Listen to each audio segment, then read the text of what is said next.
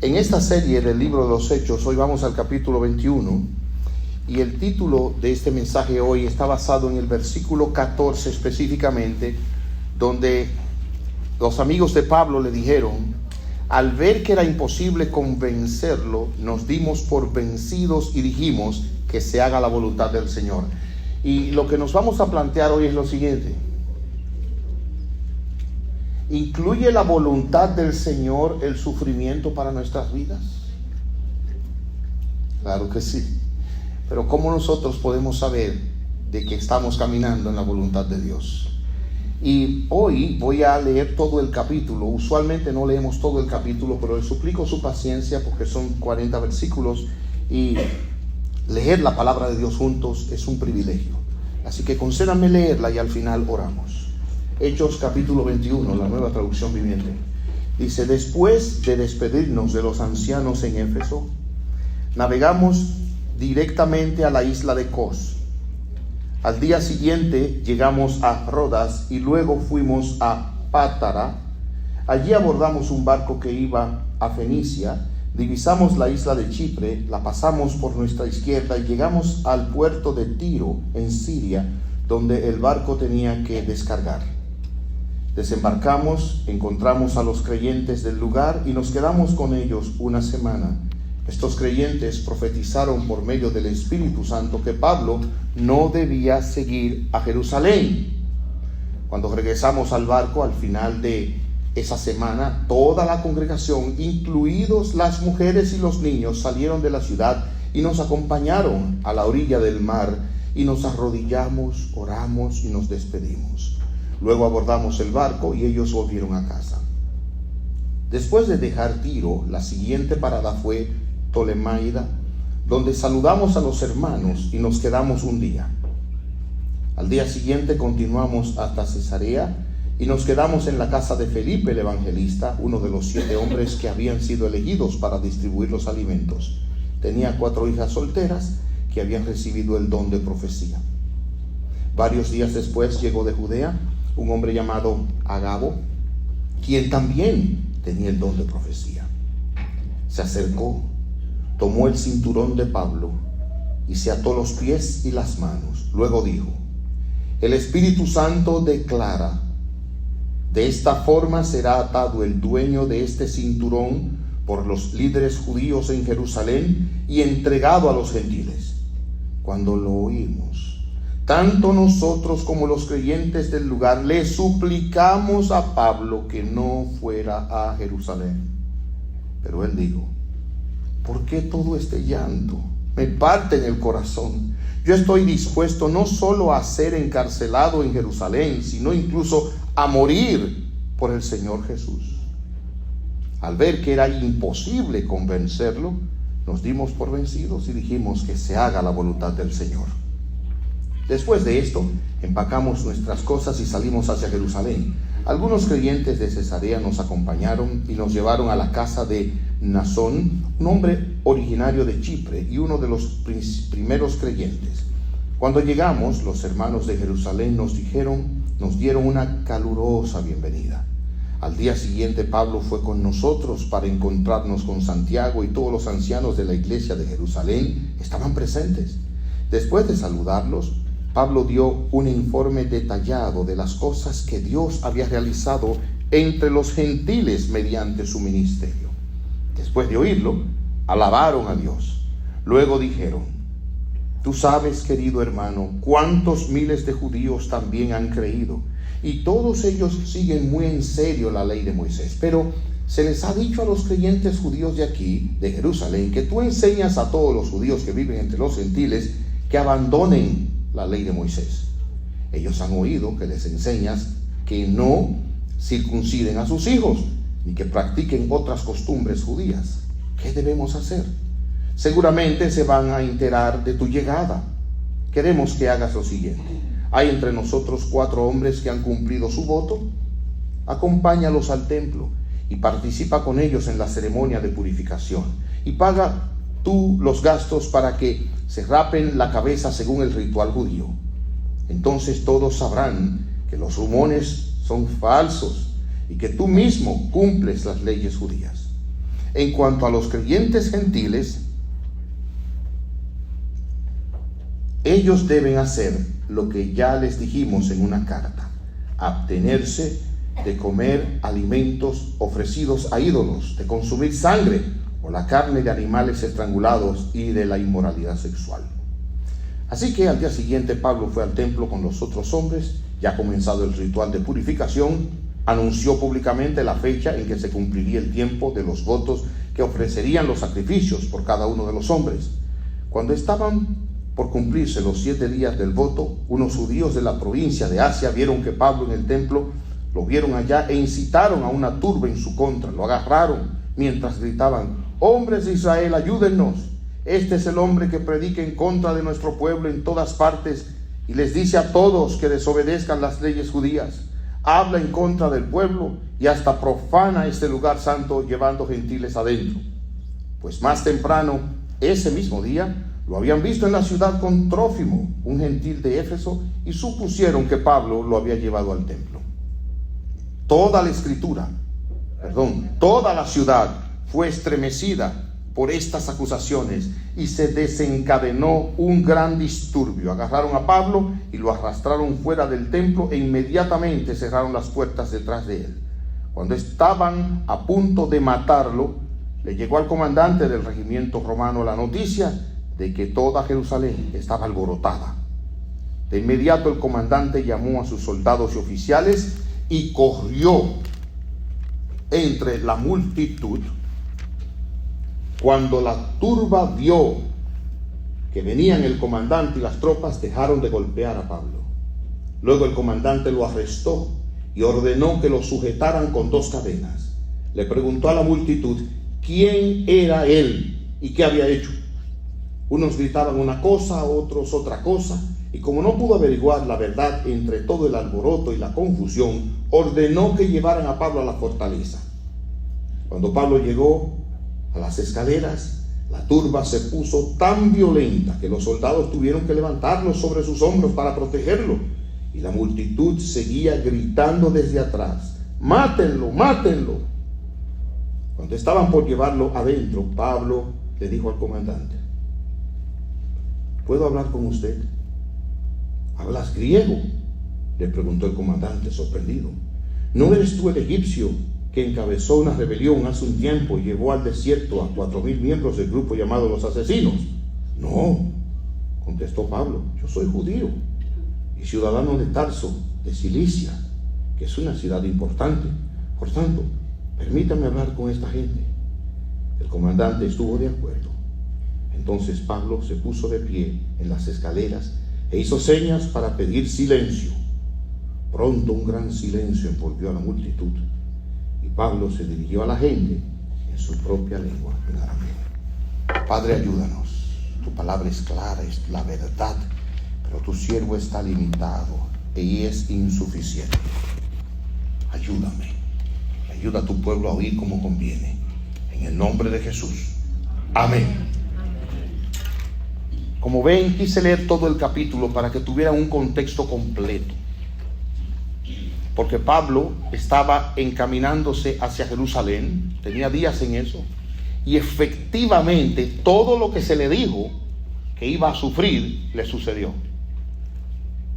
Este es un caso como el que a veces nosotros encontramos con una persona que le advertimos: mira, si tú te metes en eso, te va a pasar esto, esto y esto y esto. Y cuando le pasa y usted lo ve, le dice: te lo dije. Ese fue el caso de Pablo.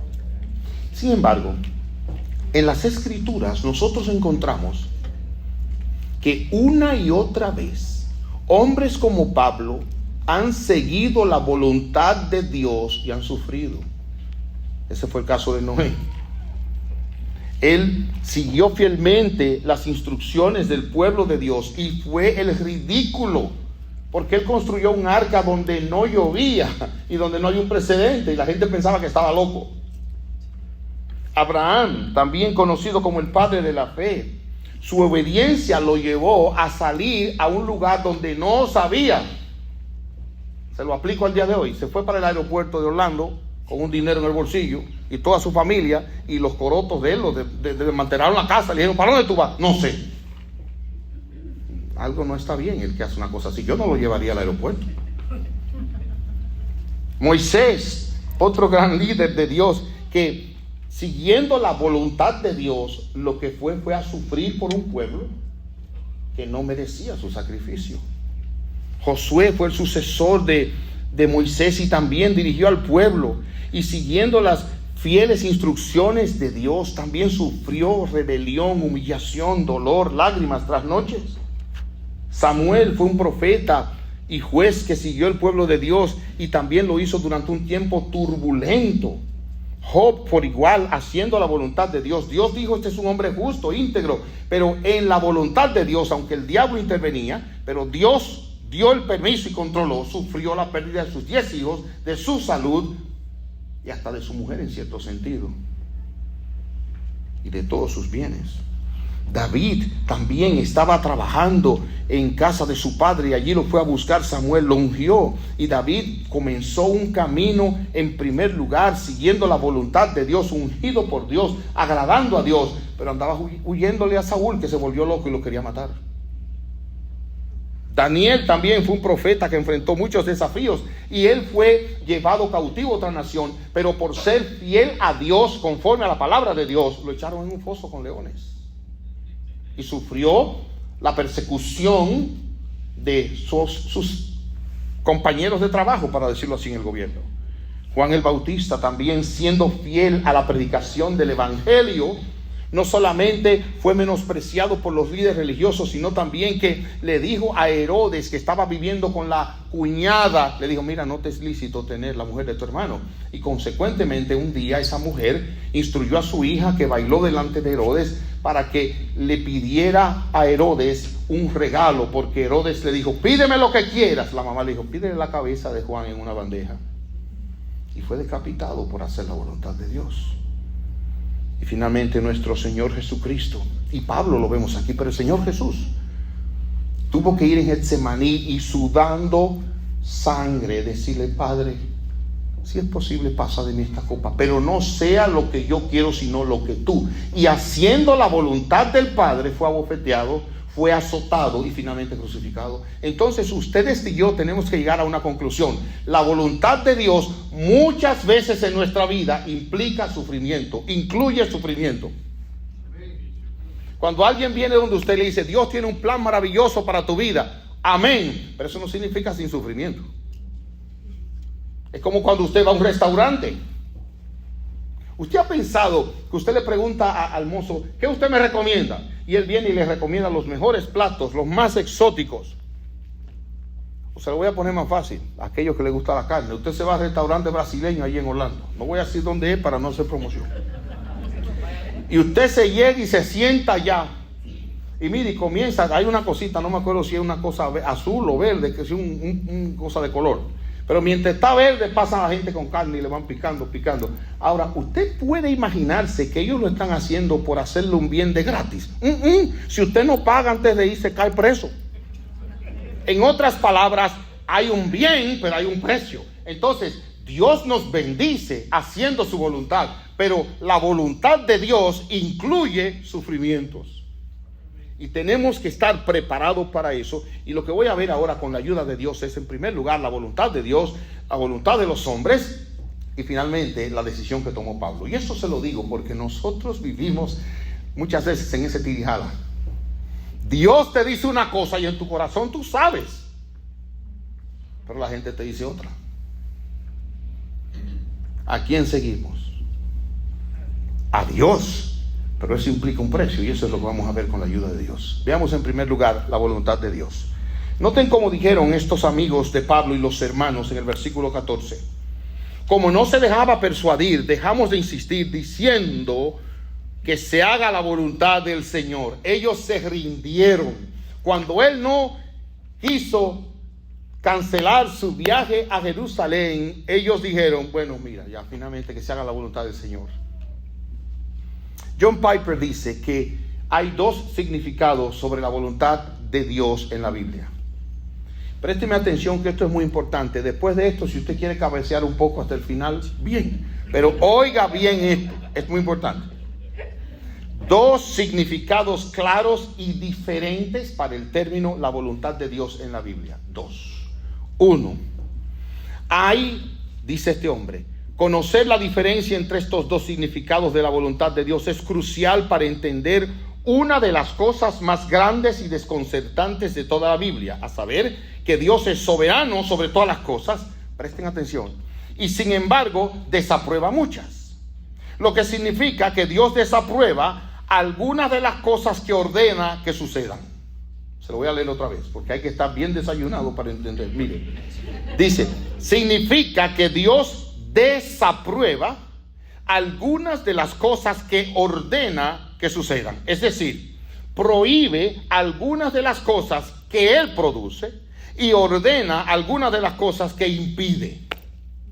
O dicho de la manera más paradójica, Dios quiere algunos acontecimientos en un sentido que no quiere en otro sentido. Yo se lo voy a decir en una manera, quizá usted me lo va a entender mejor. Los hombres. A veces usted le dice a su esposa: mi amor, ¿tú quieres salir esta noche? Mire qué fácil. Y ella le dice: no, pero él sabe que sí. Ella dice: no, pero es que sí. Si no están de acuerdo conmigo, al final hablamos en la comida. Pero yo tengo prueba de esa afirmación. El hombre tiene que aprender a distinguir el no de la esposa. Hay no que es sí y hay no que es no y nunca no. No se equivoque. Pero hay no que es que sí.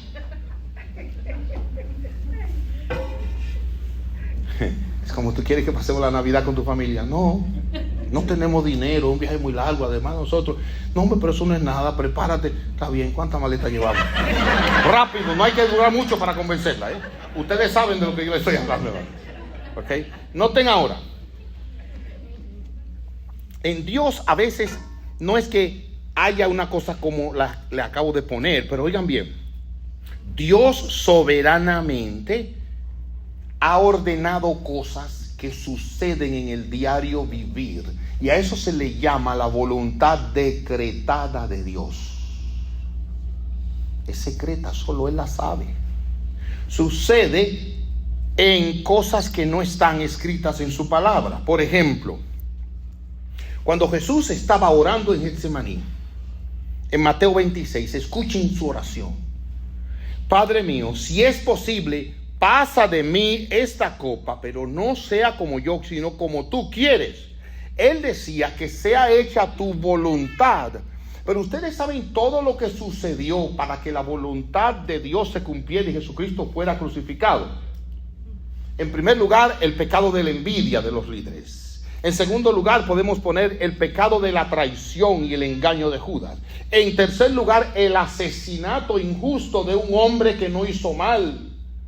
Todos esos pecados fueron cometidos mientras se cumplía la voluntad de Dios, pero Dios había prohibido en el decálogo: no matarás. Pero cuando Él dice no matarás, y ahora Él ordena que su hijo sea matado, ¿acaso no es Dios el culpable del asesinato? Vamos a ir ahí un ratito. Eso incluye la voluntad de Dios, aún los pecados de los hombres. Por eso fue que Pedro en Hechos 4, 27 al 28 dice: verdaderamente, hablando de la muerte de Jesús, en esta ciudad se han reunido contra tu santo siervo Jesús, oigan, a quien tú ungiste. Tanto Herodes como Poncio Pilato se han unido junto con los gentiles y los pueblos de Israel, oigan por favor, para hacer todo lo que tu mano y tu plan habían predeterminado que sucediera. Cuando ellos mataron al Señor Jesús, estaban llevando a cabo el plan. Pedro dice que ese cordero fue sacrificado desde antes de la fundación del mundo. Hermanos, Dios no fue sorprendido. Él reina y nadie puede frustrarle. Y cuando ellos hacían un acto injusto de maldad y crueldad, sin saberlo, estaban cumpliendo el plan determinado por Dios de que el justo muriera por los injustos, de tal manera que el castigo sobre el justo era el castigo que merecían los injustos, y por eso usted y yo tenemos esperanza de vida eterna y salvación. Ahora bien, no voy a dilatarme mucho en eso, porque estoy solo comenzando, hermanos, y quiero paciencia de parte de ustedes. Existe también la voluntad declarada de Dios. Y esta es la que tenemos en la Biblia, la voluntad revelada de Dios. Mateo 10:29 dice afirmaciones particulares, y esto me refiero a lo anterior. Un pajarito no cae a tierra sin la voluntad de Dios. ¿Cuál voluntad? ¿La decretada o la declarada? La decretada. La suerte está echada en el regazo, pero toda decisión viene de Él. Los planes en el corazón del hombre están ahí, pero la respuesta de la lengua viene de Dios. El corazón del rey es como una corriente de agua. Dios lo guía donde está. Un tema que me encanta hablar. ¿Cuál? Mi esposa.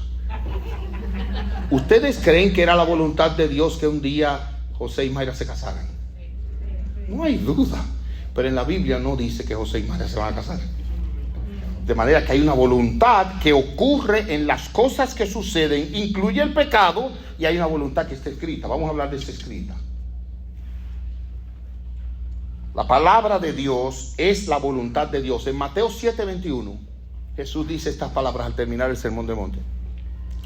No todo el que me dice Señor, Señor entrará en el reino de los cielos, sino, dice, el que hace la voluntad de mi Padre que está en los cielos. ¿Cuál voluntad? Porque todo el mundo, en un sentido, hace la voluntad decretada de Dios sin ser una marioneta. Pero está hablando de la voluntad escrita, la voluntad que tenemos en esta palabra escrita. En 1 Tesalonicenses 4:3 dice Pablo: esta es la voluntad de Dios, que se abstengan, que se separen de la inmoralidad sexual. Yo no necesito ponerme a orar, Señor, yo veo en la Biblia ejemplos de hombres que tuvieron varias mujeres. ¿Debería yo tener otra esposa?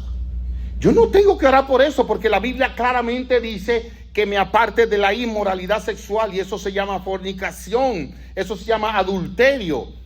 En otras palabras, yo no tengo que preguntar si matar está mal, cuando la Biblia dice que no debemos cometer asesinato. Yo no tengo que preguntar ciertas cosas como si robar puedo o no, porque la Biblia claramente establece que eso está mal.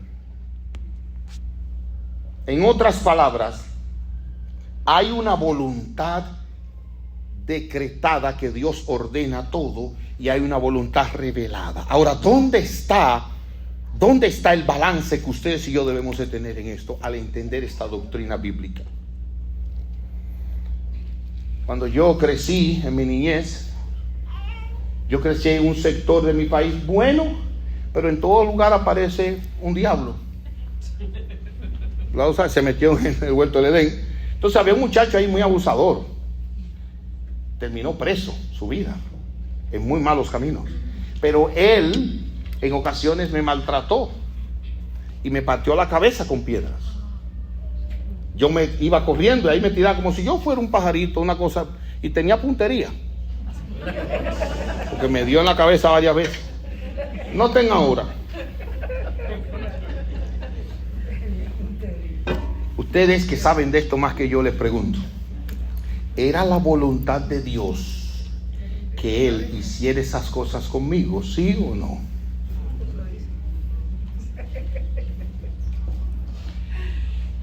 ¿Ordena Dios que haya abuso o maltrato de un niño a otro? Entonces, ¿era la voluntad de Dios que Él me maltratara y me hiciera sufrir? Dígame la verdad. No, porque en su palabra Él prohíbe el abuso, Él prohíbe eso, la injusticia. Sin embargo, en otro sentido, sí era la voluntad de Dios, porque sucedió. Ahora, ¿cómo yo manejo eso? Que dice Romanos 8:28, sabemos que a los que aman a Dios todas las cosas les ayudan a bien. Eso que Él me hizo, Dios lo usó para formar el carácter del hombre que yo soy hoy. Y mientras Él lo hizo mal, Dios lo usó para bien. Y tal parece que el muchacho venía cabeza dura, y había que darle 2 o 3 pedradas para quebrantarle su orgullo y mantenerlo bajito. Parece. Entonces Dios sabe usar el daño del pecado para el bien de los suyos. Pero Él no es el autor, sino el hombre. Y aquí vamos a la voluntad de los hombres. Cuando nosotros vemos la historia que leímos, se dieron cuenta de que dice el versículo 4: desembarcamos y encontramos a los creyentes del lugar y nos quedamos con ellos una semanita. Y dice aquí: estos creyentes profetizaron por medio del Espíritu Santo que Pablo no debía seguir a Jerusalén. O sea, el Espíritu Santo habló por esos hermanos y le dijeron: Pablo, tú no debes ir a Jerusalén. Más adelante se paran en otro lugar y viene un profeta, Agabo. Toma el cinto de Pablo, amarra las manos y los pies y dice: al dueño de esto le va a pasar esto, que no vaya. Y los hermanos ahí, miren cómo dice el versículo 12: cuando lo oímos, la idea es que se asustaron, tanto nosotros como los creyentes del lugar, le suplicamos a Pablo que no fuera a Jerusalén. Quiero hacer un paréntesis. Algunos creen que Pablo no debió ir a Jerusalén, pero finalmente Pablo, como quiera, se fue a Jerusalén. Déjeme hacer un paréntesis. ¿Alguna vez a usted le han dicho que no haga una cosa y la ha hecho a pesar de que le dijeron que no? Wow, es como que este zapato nos sirve a todos. Es como nuestros padres en un momento dijeron: no, no, no, y usted se metió como quiera. Ahora yo le pregunto: ¿era la voluntad de Dios a final de cuentas, sí o no? Díganme amén también, porque es verdad que sí. Como dicen mis hermanos pentecostales, alábalo si puede. ¿Por qué? Hermanos, porque verdaderamente Dios controla todo. Y oiga qué consuelo: hasta mis errores Dios los controla para su gloria y su honra. Porque cuantas veces he pecado y lo he hecho mal, Dios usó eso para humillarme y para darme cuenta de que no podía salvarme a mí mismo y necesitaba la justicia de otro, y otro iba a sufrir en mi lugar. Y eso es un consuelo, no un modo de jactancia. Un consuelo. Ahora, aquí es necesario que yo haga una nota sobre una doctrina que anda por ahí que se llama el libre albedrío. ¿Qué es el libre albedrío? Un siervo de Dios, Jonathan Edwards, dice: los agentes morales libres siempre actúan de acuerdo, por favor oigan, con la inclinación más fuerte que tienen en el momento de la elección. Para decirlo de otra manera, siempre elegimos según nuestras inclinaciones y siempre elegimos según nuestra inclinación más fuerte en un momento dado. ¿Qué significa eso? Se lo voy a arreglar ahora. En mi casa tenemos un perro, que es un perro, así mismo, y además de nombre bandido. Imagínense. Ahora mire qué pasa. Mi esposa sabe hacer una ensalada César exquisita. Usted no necesita apoyo para comérsela. Y si ella le prepara una ensalada César al perro, mire, con crutones y todo, y se lo pone en su platico, bien olorosa, pero al lado le pone un hueso viejo, sucio, lleno de hormigas, ¿qué ustedes creen que el perro va a coger? Porque por su naturaleza él va a escoger ciertas cosas. Así pasa con el hombre pecador. El libre albedrío es un esclavo de la naturaleza particular de cada uno. Yo conozco una mujer bien que le gusta el color azul. Entonces, cuando ella tiene rojo y azul, ¿cuál va a escoger? No se necesita ser mago para saber: el azul. Cada uno escoge según su naturaleza. Por lo tanto, el libre albedrío sí es real. El hombre escoge libremente, pero él escoge según su naturaleza. Y en la medida en que usted conoce a una persona, usted llega a saber que cuando van a un restaurante va a pedir esto y no va a pedir aquello. Porque según su inclinación natural escoge. Habiendo dicho eso, el libre albedrío realmente no es tan libre porque está sujeto a la inclinación natural personal de ese individuo. Los amigos y hermanos de Pablo mostraron una preocupación sincera. Ellos eran honestos y le decían: por favor, no vayas a sufrir allá. Y hay personas que son honestos con nosotros y que nos dicen la verdad en amor. Ellos estaban advirtiendo de parte del Espíritu Santo, como vimos en el versículo 4, muy claro, por el Espíritu le dijeron eso.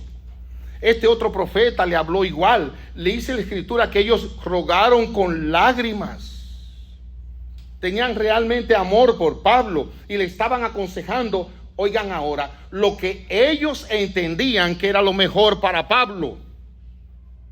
Pero al final dijeron, pero sea hecha la voluntad de Dios. Se sometieron porque no pudieron persuadirle. Habiendo dicho esto, nosotros encontramos que aquí hay una voluntad de Dios que puede ser decretada, secreta, o puede ser revelada en su palabra.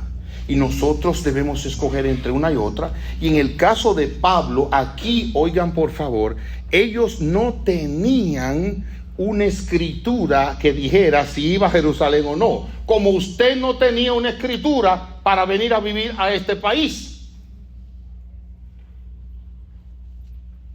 No. Busquen la Biblia donde aparece Haines City. No lo va a encontrar. Es mala Florida. No lo va a encontrar. Usted no tenía revelación escrita de Dios para venir aquí. Pero sepa una cosa, si usted está aquí era la voluntad de Dios. Porque si no, no hubiera llegado. Habiendo dicho eso, ¿qué hizo Pablo? Y es lo tercero que vamos a ver. La voluntad de Dios, la voluntad de los hombres. Pero aquí ahora la voluntad y la decisión de Pablo. Dice el texto aquí que Pablo llorando, o sea, Pablo no era un hombre insensible, no era un hombre testarudo, no era como esos hijos que los padres le dicen, no te cases, y dice, me voy de la casa, y se fueron. No. Él llorando, dice el versículo 13, ¿qué hacen llorando y quebrantándome el corazón? Estoy listo no solo a ser atado, sino también a morir en Jerusalén por el nombre del Señor. ¿Qué fue lo que movió a Pablo en la decisión? El nombre del Señor, su convicción del llamamiento de Dios. Él entendía lo que Dios quería para él desde el principio. Dice Hechos 20:16 que Pablo quería estar en Jerusalén para la fiesta de Pentecostés. Y aquel hombre, nosotros leemos en el mismo capítulo 20 que Pablo se sentía atado en espíritu, que el Espíritu Santo le daba testimonio solemne de que le esperaban sufrimientos. Pablo no fue a Jerusalén pensando que iba a encontrar el sueño americano y se sintió frustrado. Él fue ahí sabiendo a lo que él iba a sufrir. Él lo dice claro en el versículo 24, voy allá porque el Espíritu Santo me da testimonio en cada ciudad diciendo me esperan cadenas y aflicciones, y dice a fin de poder terminar mi carrera y ministerio que recibí del Señor Jesús para dar testimonio solemne del Evangelio de la gracia de Dios. Y aquí hay algo que ustedes tienen que entender. Si Cristo habita en el corazón de un creyente, hay una relación personal entre ese creyente y su Dios, donde Dios guía su vida por su espíritu. Y el creyente puede decir en un momento, yo sé que voy a tener sufrimientos, pero yo sé que Dios me ha llamado a ese lugar, por lo tanto voy en el nombre de Cristo a enfrentar lo que tenga que enfrentar y a hacer la voluntad de Dios en ese lugar. Eso es completamente personal. Desde que Pablo se convirtió, hermanos, en Hechos 9, escuchen lo que le dice el Señor a Ananías. Ananías dice, yo no puedo ir a hablar con ese hombre porque oye lo que se, yo creo como es Dios. El Señor lo convenció, le dijo, ve, porque él es mi instrumento escogido para llevar mi nombre en presencia de los gentiles, de los reyes y los israelitas. Y miren ahora, yo le mostraré cuánto debe padecer por mi nombre. O sea, desde que Pablo vino a Cristo, él tenía una cosa en su frente, padecer por Cristo. Él sabía que el ministerio que había recibido del Señor incluía el sufrimiento. En Hechos 14 le entraron a pedradas hasta que lo mataron, ya vimos una vez. Y él sabía que le esperaba sufrimiento. Es necesario que a través de muchas tribulaciones entremos en el reino de Dios, le afirmó a los hermanos. Hermanos, y usted tiene que entender que hay cosas que son naturales en la voluntad y la providencia de Dios. La mujer que sale embarazada y espera no tener dolor por las contracciones, no saben lo que se metió. Ahí no hay que ser médico y ginecólogo para saberlo. Los padres que tienen hijos y esperan no sufrir por los hijos, no saben en lo que se han metido. O hermanos, cada vez que llevábamos a nuestros hijos donde esos verdugos, abusadores, en las salas de emergencia con una aguja para querer atravesar a mis niñas. Yo a veces tenía que salir y a veces paraba alguna y decía, no, búsquenme a otra. Después del segundo pinchazo, ya usted no sabe de esto. cómo sufrimos con los hijos en esta vida. Pero eso es parte de tener hijos y queremos seguir teniendo hijos. Pablo imitaba a nuestro Salvador en Marcos 8. El Señor Jesucristo les dijo a sus discípulos: yo voy a Jerusalén y voy a padecer, porque él sabía que esa era la voluntad de Dios para él. Y Pedro lo llevó aparte, le dijo: Señor, no permitas que esto te aconseja. Y él se volteó de Pedro y le dijo: apártate de mí, Satanás. No pones las cosas lo mira en las cosas de Dios, sino en las de los hombres. En conclusión, hermanos, él está imitando a su Salvador, yendo a un lugar y a una condición donde él va a sufrir. Tenía una convicción del Espíritu Santo, él iba obedeciendo a Dios en el plan que Dios le había dado, y él iba en un propósito misionero y en un ejemplo de fe. Permítame entrar en unas palabras de aplicación. En primer lugar, hermanos amados, les tengo una buenaza noticia. En lo que está revelado en esta palabra, y oiga el apellido, debidamente interpretada, nosotros no tenemos que averiguar mucho. Se lo repito. En lo que está revelado en esta palabra, debidamente interpretada, nosotros no tenemos que averiguar mucho. ¿A qué me refiero? Miren, la Biblia no es una lotería. Usted tiene un problema con el vecino: Señor, revélame lo que tengo que hacer, porque la verdad que yo estoy padeciendo, este hombre me mira mal todos los días, yo no sé, tú sabes, yo tengo pistola y todo. Déjame ver que tú me dices: ojo por ojo, diente por diente. Ya. Vamos arriba. No. La Biblia no se usa así. La Biblia no se usa así. No, hermanos. No es así.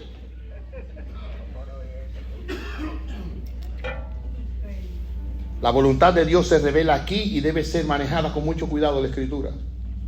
En la clase de discipulado avanzado ese es el tema hoy. O sea, usted no puede manejar la Escritura así, tan ligeramente. Eso es una falta de respeto. Alguien decía que un texto fuera de contexto es un buen pretexto. Entonces no, así no. Les voy a dar algunas direcciones para que usted pueda descubrir la voluntad de Dios en su vida. Tome nota que voy rápido y son muchas. La primera: para usted someterse a la voluntad de Dios en su vida, en primer lugar, venga delante de Dios como un cheque en blanco. ¿Sabe lo que eso significa? No venga con prejuicio. No venga condicionando a Dios. Si no, usted viene y dice: Señor, muéstrame qué es lo que tú quieres que yo haga. Y sea honesto. Y en ese sentido, esté dispuesto a someterse a lo que Él disponga. Había un profeta, había un rey en Israel que decía que había un profeta que lo profetizaba mal, porque él no le decía lo que él quería oír.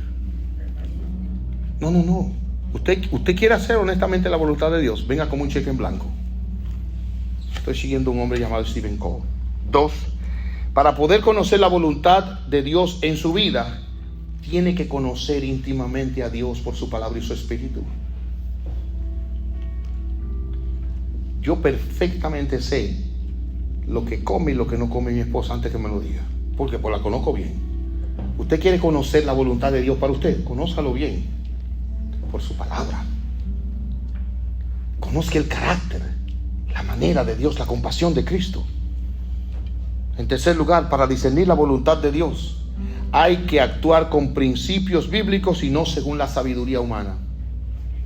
Y en esto quiero hablarles muy claro. Miren, hermanos queridos,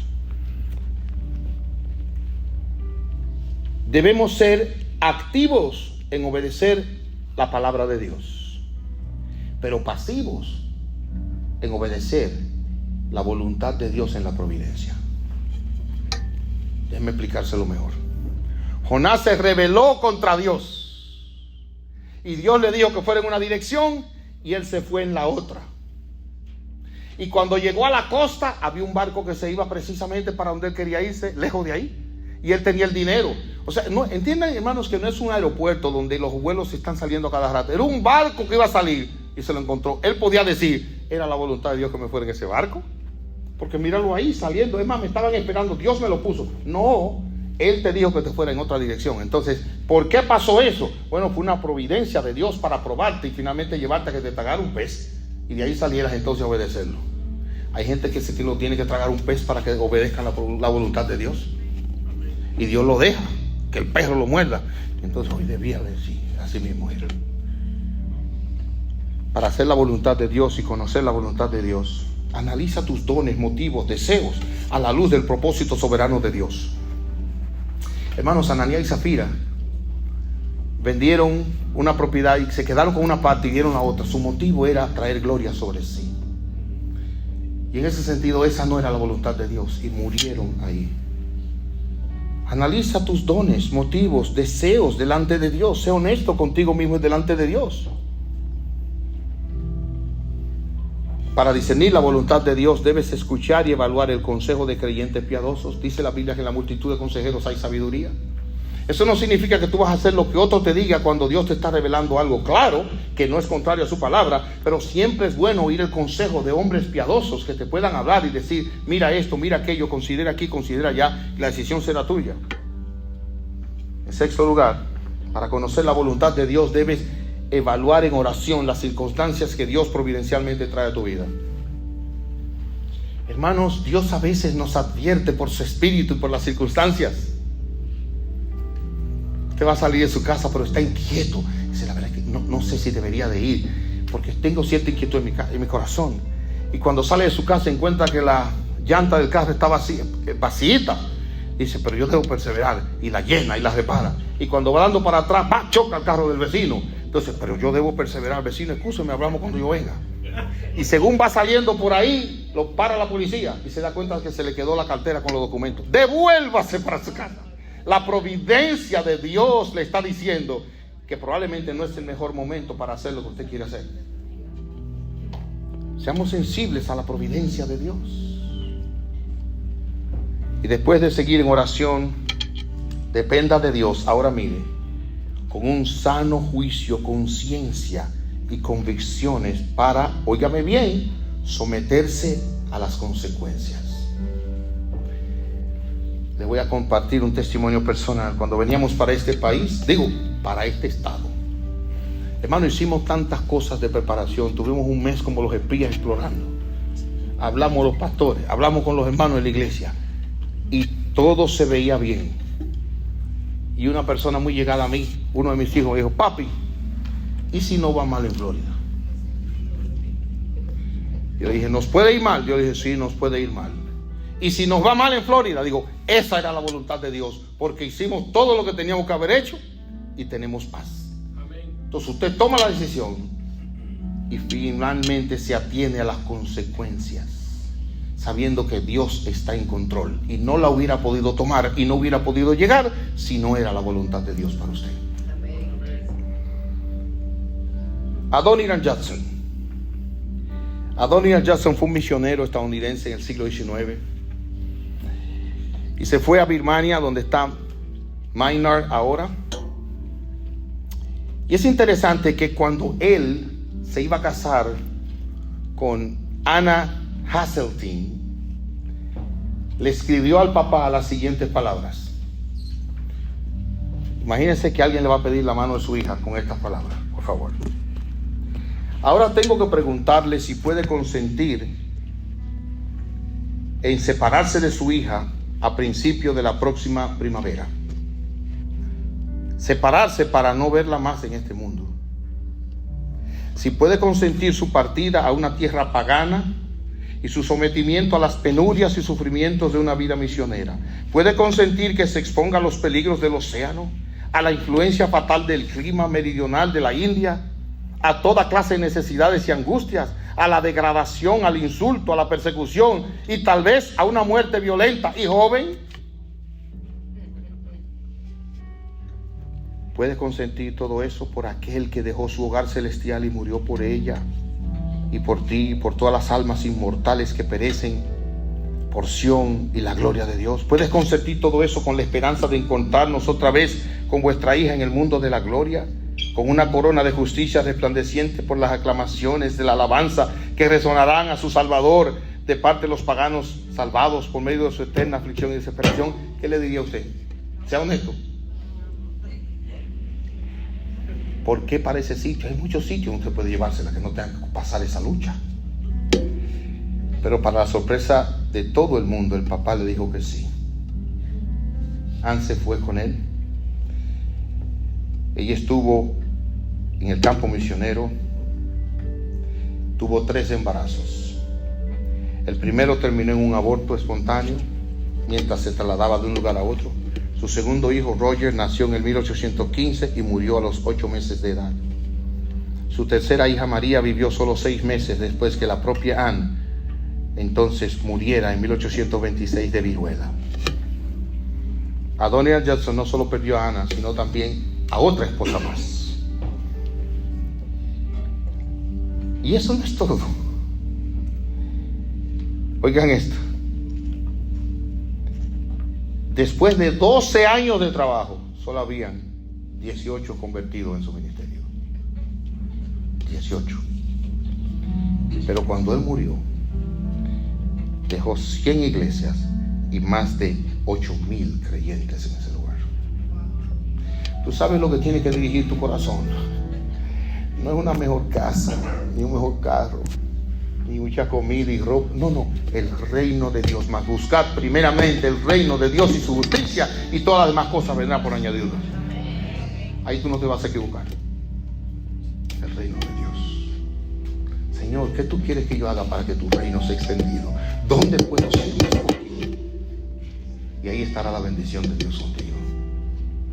Yo espero ver aquí hombres y mujeres comprometidos con la voluntad de Dios, la prioridad de Dios. Para eso vas a tener que cambiar tus prioridades. Hay personas que trabajan tanto que llegan frescos como una lechuga y salen en la noche, mire, mareados como cualquier trapo. Todos los días le exprimen ahí la vida. Y llegan a su casa así. Y llegan los fines de semana así. Y los hijos le preguntan así como no. Es que el trabajo a veces es una droga. Mire, nosotros no podemos vivir para eso. Para eso viven los impíos que no conocen a Dios. Que Dios nos conceda tener menos de las cosas de esta vida, pero tener más de las cosas del reino venidero. Ser rico para con Dios.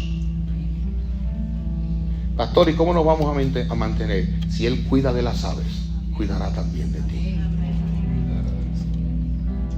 Y si tú no tienes a Jesucristo, mi amigo, mi amiga, este es el día de salvación. Ahí donde estás, ríndete, porque la voluntad de Dios es tu salvación. La voluntad de Dios es que te arrepientas. Dios no quiere la muerte del impío, dice su palabra. Entonces no esperes más. Ríndete ahí donde estás. Señor, ten misericordia de mí. Perdona mis pecados y sálvame. Ríndete ahí. Pídele perdón. Humíllate y pídele a Él que venga y que cambie tu vida y que ordene tus caminos. Y vas a encontrarle sentido a esta vida. Vas a encontrarle sentido al sufrimiento. Vas a encontrarle sentido al dolor, a la soledad en Cristo. Por eso Pablo, a pesar del sufrimiento, dijo: me voy. Que Dios te bendiga.